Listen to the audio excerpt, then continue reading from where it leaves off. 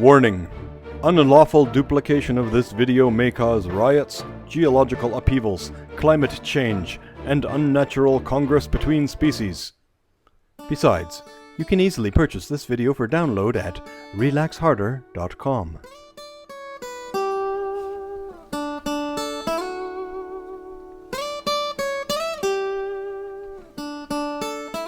Warning. Please be advised that Tai Chi is a physical activity that requires the participants to be in good general physical health.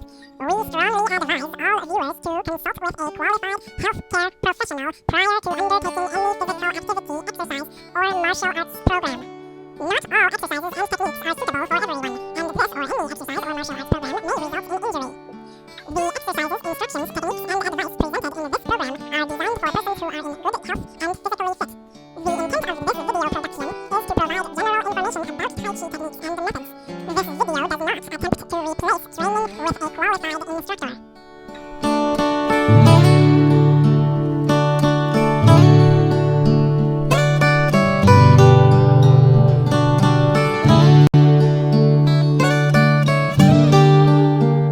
Our young Padawan will now demonstrate the most deadly and powerful exercise in the entire Tai Chi curriculum. Ready? Begin.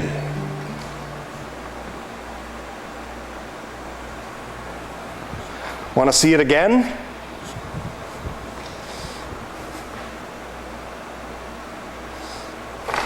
Good.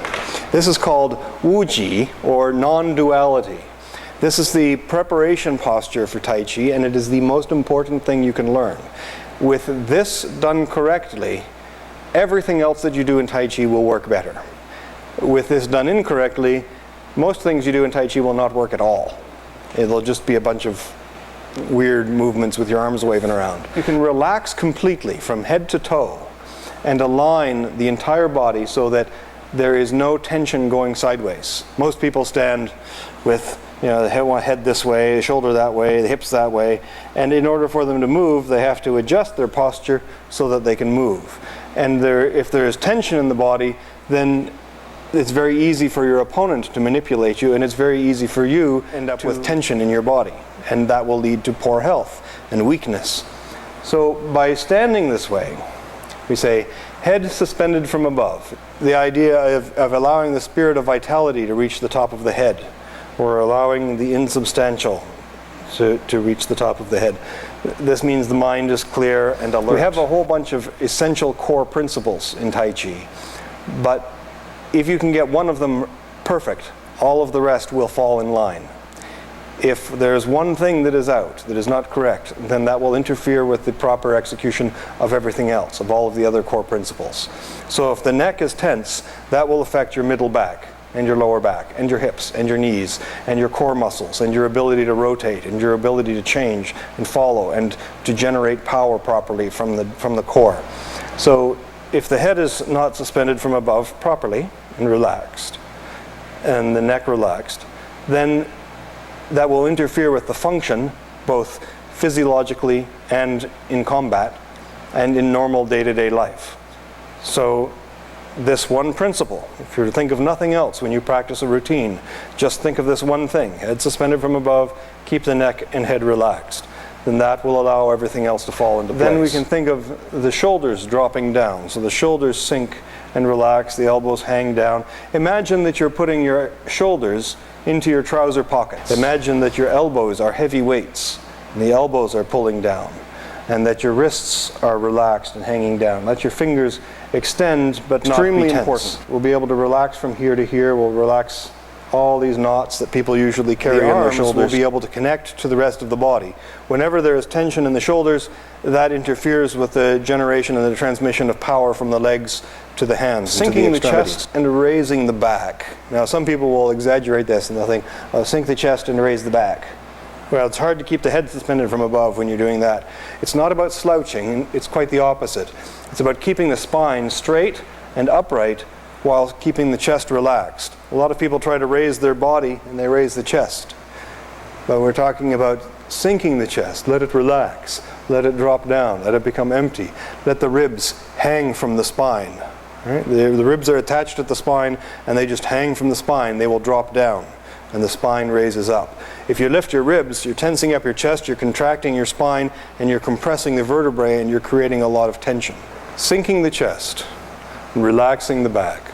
Allow your rib cage to hang from your spine, like a shirt hanging from a coat hanger. In order for the energy to move smoothly through the body, we need to get rid of any unnecessary tension in the back. If the chest puffs up, that contracts the back, pulls the shoulder blades together, and makes the spine shorter. And that means that it's very difficult to rotate, and it's very difficult to extend and to change the shape of the body in order to redirect energy and power. So keeping the chest sinking down, and allow the ribs to hang from the spine, like that, like a shirt hanging from a coat hanger. Then this allows the chest to articulate and to move. It can change shape. You can expand one side or the other or the back. You'll be able to do all kinds of things with your chest and your rib cage and your back that you would not be able to do if you simply lifted the rib cage up and puffed it up. People say, how long should you stand? How long should you practice Wuji every day? And the answer is, well, how long have you got? So we try sometimes to straighten out the lower back by contracting the abdominal muscles. A tense back can be counteracted by contracting opposing muscle groups. So the muscles that tense up the back and pull the tailbone closer to the shoulders can be relaxed by contracting the abdominal muscles that pull the tailbone forward. So a lot of times we'll hear people say, do a pelvic tilt, tuck the tailbone under, contract the abdominal muscles, and you'll strengthen your abs and you'll straighten out your lower back. Well, what we're doing here is, in that case, is creating tension to remove tension, fighting fire with fire. And that can be very effective, especially in the short term, and it's taught in a lot of exercise classes. However, the ideal would be to just relax the tension in the lower back without contracting opposing muscles. But that tension has to go somewhere, because we've been releasing tension from the neck, the shoulders, the back, the chest, and the waist. Where is that tension going to go? Well, where should it go? Into your thighs, into your quadriceps. 3/4 of your quadriceps should do 99.9% of the work of holding you up. You want to protect the neck and the chest and the waist and all of the things that are holding the body together. And to do that, you need to have really strong thighs. And most people have very weak thighs. They cannot hold this position for nearly as long as Will has been doing already today. But the good news is that after 3 to 6 weeks of daily practice, your thighs get strong. And after 3 months, you have really quite functional thighs. When you breathe, the area below your navel and in the front and the back both expand as you breathe in and contract as you breathe out. And you can do this without expanding and lifting up the chest. So when you breathe in, the lower belly expands, the lower back expands, the waist expands, the hips expand. And if you're not contracting your abs, then when you expand, everything expands in equal direction. It expands equally on all sides and keeps you balanced. If you have tension, then when you breathe in, one part of the body expands more than the other, and that changes the balance of your weight. So it'll make your weight shift forward and backwards, and it changes entirely the internal structure of the body and changes the potential dynamic power. But if your waist is loose and your thighs are strong, then the waist can expand in all directions and compensate for any change in the weight and in the load bearing of the body. So if the waist is relaxed all the way around, then when I push down, the weight goes into the ground. My pressure goes into the ground. And if I push from the side and he relaxes, then he can compensate with the waist and my pressure goes into the ground. If his waist is tense up your waist a little bit, then when I push, he goes over. But if he relaxes his waist and lets everything sink into the ground again, then my pressure gets caught up in the current of gravity. Okay? So if you think of all his weight pouring down into the ground through his waist and into his feet, then when I push, I'm joining that current and I get carried downstream. My push gets carried downstream. It gets redirected through a series of subtle arcs and arches and curved fascia and spiral energy that redirects it into the ground. But the effect, if you tense up your waist, then you get pushed over. If you relax your waist, there. And if I let go, he's not pushing back. It's just the structure that absorbs the weight. So this is what is going to make all of the difference to your Tai Chi as a martial art, not just as a health exercise. For health and for balance and for a whole myriad of other physical, mental, and emotional benefits, Tai Chi is fantastic for the same reason. And this is one of the reasons why Tai Chi is so good for balance, and why people who practice Tai Chi even for a little while have been shown to be less likely to fall and less likely to injure themselves if they do fall.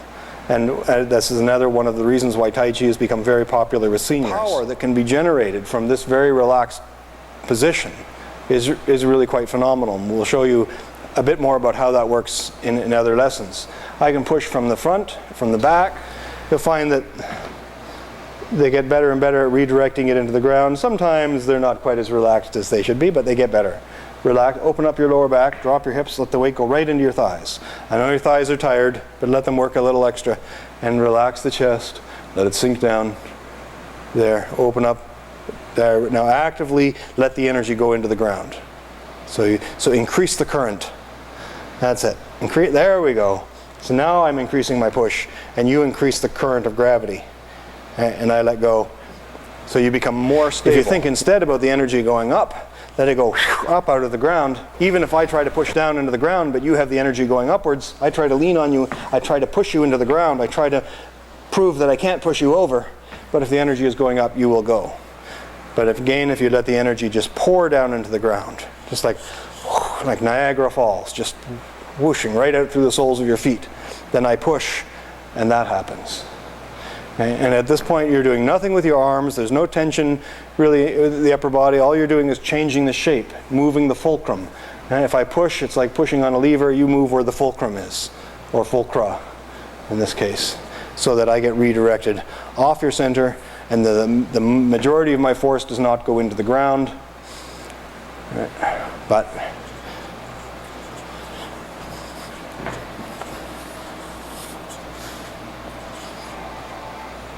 there. That's it. So here, he's not pushing back. If he were pushing back, then when I let go, he would move. Right? So if you push back, try not to let me push you over, right? And I let go, and you'll stumble. Right?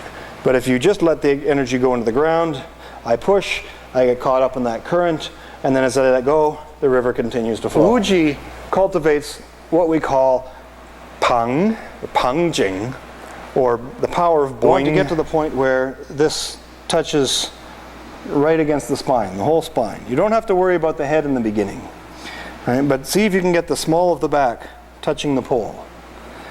Okay. And the spine is vertical. Now relax. Standing correctly. There we go. There, so you'll have room to go through here. But And what will happen then is people will try to correct their posture by pushing back both here and here. They'll try to move the lower back backwards. Don't push it back. Just they'll push back with their tailbone and their back, so the whole thing pushes back, and you end up with this fight going on between you and the other person, trying to keep the pole vertical and not let them move backwards. What I will do sometimes is I'll get people to lean forward until the spine is touching the pole, and then I'll say bend your legs, bend your knees until you are upright. And that is a straight spine, but it's not vertical. So gradually you want them to straighten the legs, come up a little higher, and get to the point where they can do this. Spine, there, and then I'll straighten up, there, and then I'll start to relax around it. Make sure that I'm not pushing down with the toes, which would put me forward, and make sure that my toes are not lifting up. And then you slowly remove the pole. And I'll know it's right because my thighs are cooking. Then I can work on relaxing everything else. So once I have found the position where my thighs are doing the work, then I can work on relaxing everything else. But first is to learn how to create the place where you're going to put the tension. If you just try to straighten the spine, sink the shoulders, drop the chest, relax the back, relax the waist, and do all of that without having any place to put that tension, then it's going to be very difficult. But if you first figure out what the thighs are supposed to be doing, then the thighs do the work, then you can relax and move, the hips will turn, the spine can change shape, the lower back can rotate. You're starting to teach the body to put the weight into your thighs and to relax the head and neck. What you're doing is reprogramming your DNA. You're teaching your body a new way of being, not just about something that you do, you're changing the structure. This is what we mean by Gong Fu.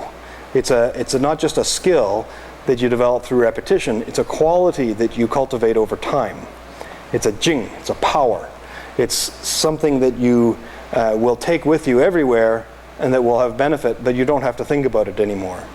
In the beginning, it's very complex. It's head suspended from above.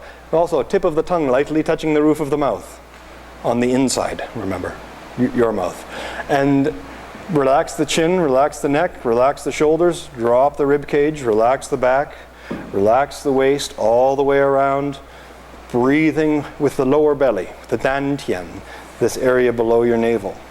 Feeling it expand in all directions as you breathe in and contract as you breathe out. So Wuji posture is something that you should practice every day through the body. Start from the top of the head and go down the neck, one vertebrae at a time. See if you can become aware of each vertebrae by itself. Then you become more aware of each vertebrae, every muscle, every tendon, every bit of connective tissue in the body. You'll begin to relax and realign and reposition it. But just think of one thing at a time. So for one day or for 1 week, head suspended from above.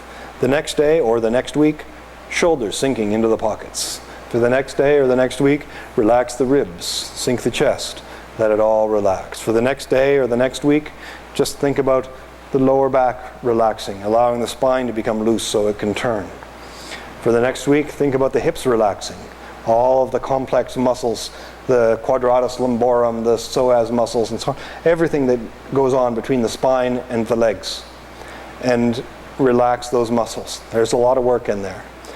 And then the knees, relax the knees so that the knees align perfectly with the feet and there's no torquing or twisting. There's no pushing forward on the kneecap or pulling back or counterlevering or torquing or prying. And just let the knee align perfectly. As the knees relax, the thighs work harder. So the quadriceps, these muscles in here will work really hard to stable the knees, but you get to relax all of the tiny little muscles and tendons around it. And then just think about your feet. Imagine your feet resting on the ground. Imagine that your hips are being pulled backwards and down, and the knees are being lifted up. And then relax the feet so that you're neither pushing down with the toes or lifting up with the toes. Finish. One way to do the conclusion is to breathe in, raise your hands up. Then breathe out, the hands lower, and straighten the legs. And then massage the Dantian 36 times in each direction. Some people will say 36 times one way, 24 times the other, so on. Generally speaking, men left palm on Dantian, right palm on the back of the left hand. Women place right palm on the Dantian, left palm on the back of the right hand. There are some different schools of thought as to this, but this is the way we do it in our school. So 36 times in one direction, 36 times in the other. If you lose count, don't worry about it. Approximately 36 times will be fine. And this helps to gather the qi in the Dantian. Because one of the important principles in Tai Chi is what we call sinking the qi.